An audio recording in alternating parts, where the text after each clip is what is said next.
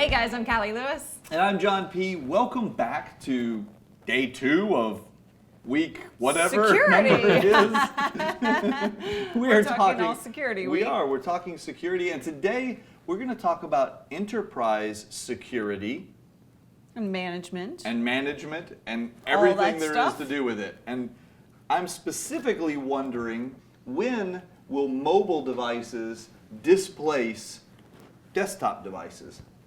It's starting to happen. I think there's always going to be a role for a desktop in different work environments. Yeah, I think the roles will change a bit, but I don't think it's going to be. If everybody needs some sort of central computer, they like the convenience, a big screen, keyboard. Do they?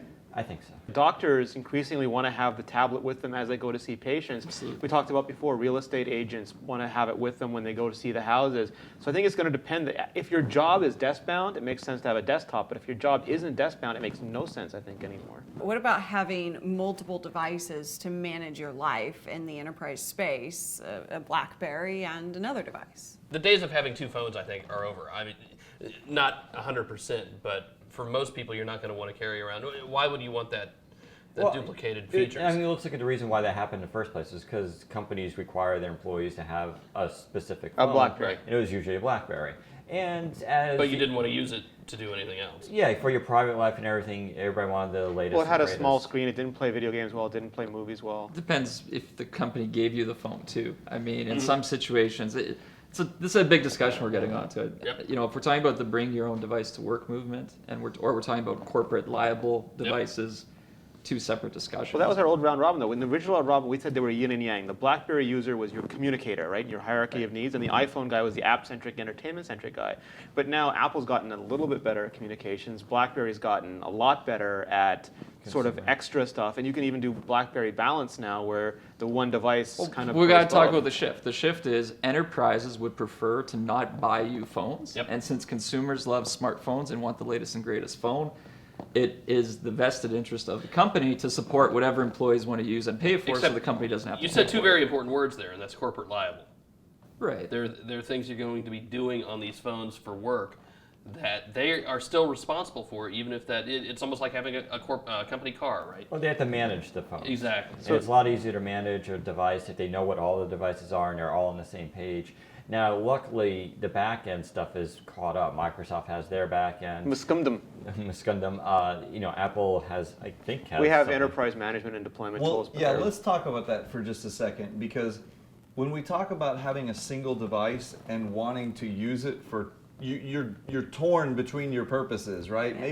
Maybe for example, your work provides you the phone and they pay the bill on it, and so they want total control over it. But at the same time, you don't want to carry a totally separate device. So I know there are certain instances where you can kind of split the personalities of the one device, right? Absolutely. So the phone in your hand, when paired with a BlackBerry Enterprise server running BES 10, you can enable BlackBerry Balance, which is basically 2 phones in one. There, it's the same phone, but there's work mode, there's personal mode. There's kind of profiles, like In this case, it's a profile, but it's complete separate identity on the device.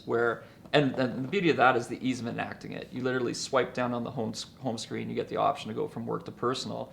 But it's not just rearranging icons in that. It is locking down the device differently. Are there any for iOS or for Windows type? Yeah, Windows Phone 8 put all sorts of new security features on there. So, for instance, it encrypts the storage card now, and the actual drive itself is encrypted, so you can't really hack it.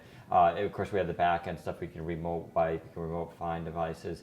I would still say it's not as strong necessarily as some of the Windows Mobile stuff, but it's getting there. Apple has a basic tool that lets you manage devices. They can do enterprise app stores, enterprise deployment, but they also benefit because they run Exchange. They have an license agreement with Exchange.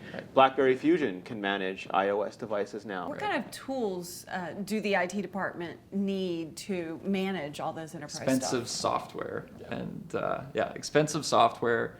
The training to do it.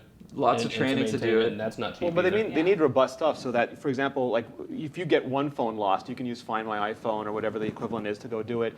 But if you have 5,000 iPhones or BlackBerries out there, making sure all of them are provisioned, the right people have the right apps, your Salesforce has what they need, but only access to what they need, and the manager has more, it becomes a very big problem. Yeah.